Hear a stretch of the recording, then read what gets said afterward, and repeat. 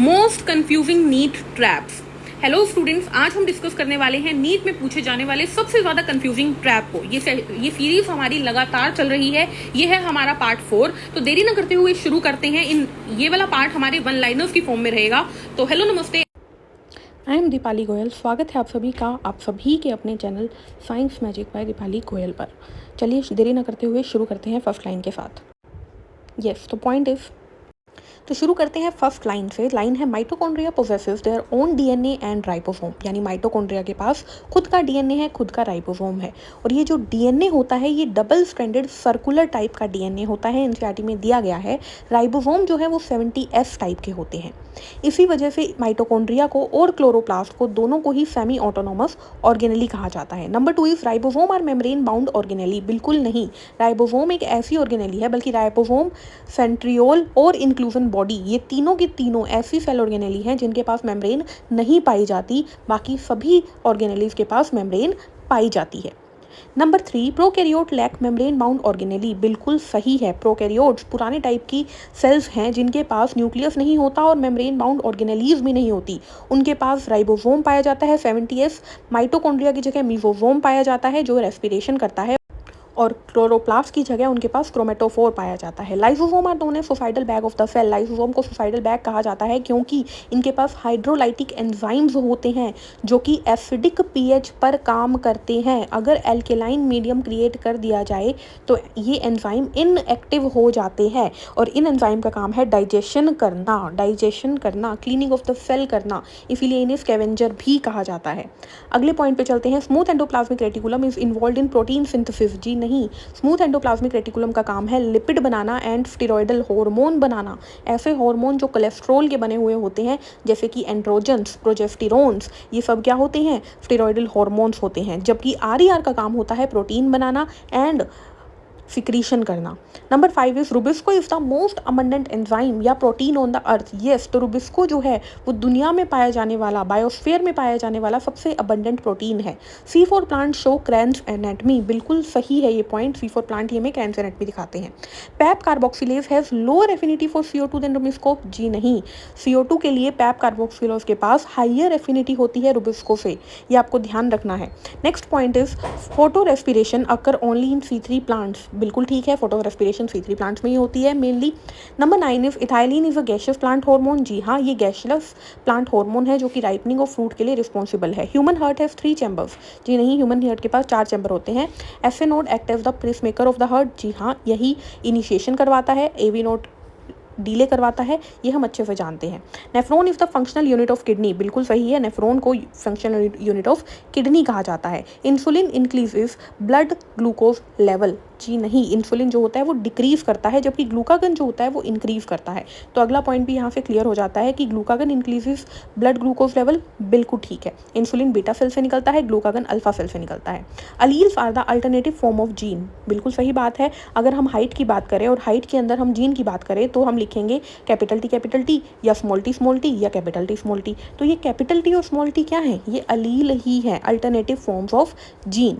Next है Mendel worked on pea plants. बिल्कुल सही बात है, पी प्लांट पे इन्होंने काम किया था जिसका नाम था पाइफम सेटाइवम, और इन्होंने 8 साल तक काम किया था। ये लॉ ऑफ इनहेरिटेंस दिया था और इन्होंने 8 साल तक पी के ऊपर एक्सपेरिमेंट किया था। ठीक है, चलिए नेक्स्ट पॉइंट पे चलते हैं। नेक्स्ट पॉइंट है incomplete dominance. Incomplete dominance give 3:1 phenotypic ratio. बिल्कुल गलत है, इनकम्प्लीट डोमिनेंस 1:1 की रेशियो देती है। ABO blood group is an example of को डोमिनेंस। बिल्कुल ठीक है, जब एबी ब्लड ग्रुप की बात करते हैं तो यहाँ पे ए भी अपने आप को डोमिनेट करता है, बी भी अपने आप को डोमिनेट करता है, इसीलिए blood group A B type का माना जाता है। Crossing over occur during prophase 1 of meiosis 1। बिल्कुल ठीक है, क्रॉसिंग ओवर कब होती है? प्रोफेज 1 में होती है। DNA replication is semi conservative in nature.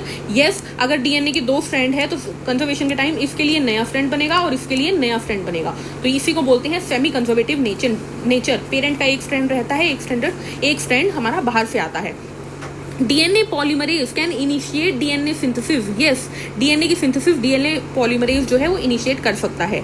ठीक है, विदाउट प्राइमर रिक्वायर्ड। पूरी लाइन क्या थी ये? DNA polymerase can initiate DNA synthesis without primer.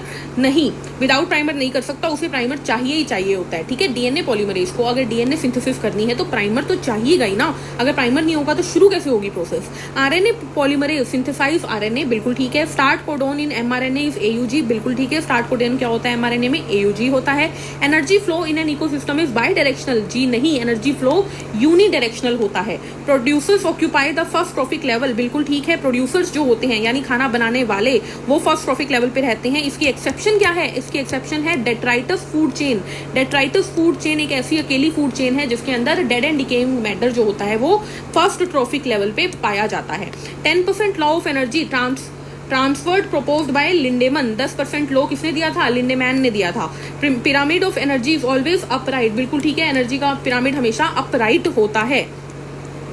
PCR क्या बोल रहा है? PCR is use to amplify DNA at specific site, बिल्कुल ठीक है। पॉलीमरेज चेन रिएक्शन से हम डीएनए की एम्पलीफिकेशन करते हैं। रेस्ट्रिक्शन एंजाइम डीएनए को कट करता है स्पेसिफिक साइट पे, बिल्कुल ठीक है।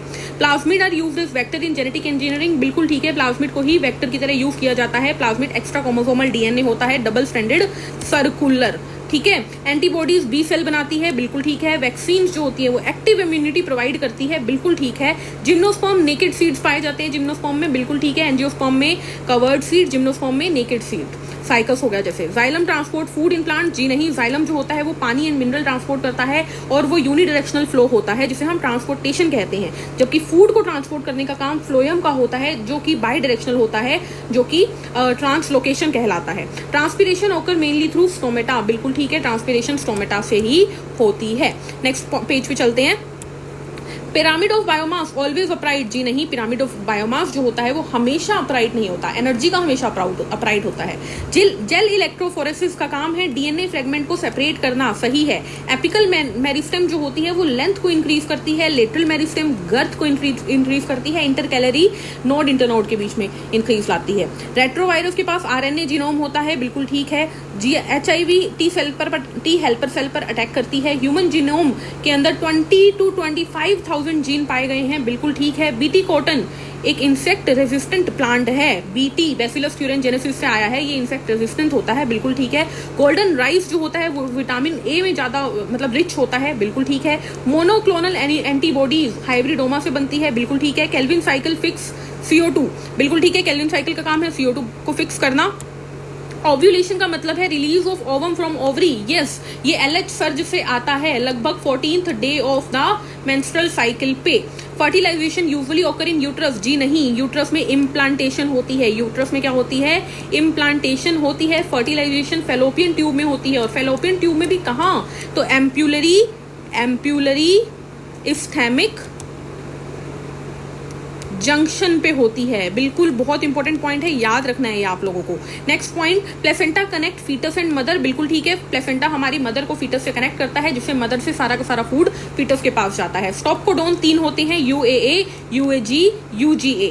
नेचुरल सिलेक्शन किसने दी थी? डार्विन ने दी थी। म्यूटेशन क्रिएट जेनेटिक वेरिएशन, बिल्कुल ठीक है। म्यूटेशन आएगी, अचानक कोई चेंज आएगा तो उससे जेनेटिक वेरिएशन आएगी। Endosperm forms after triple fusion, बिल्कुल ठीक है। जब ट्रिपल फ्यूजन होता है, ठीक है, उसी से एंडोस्पर्म बनता है।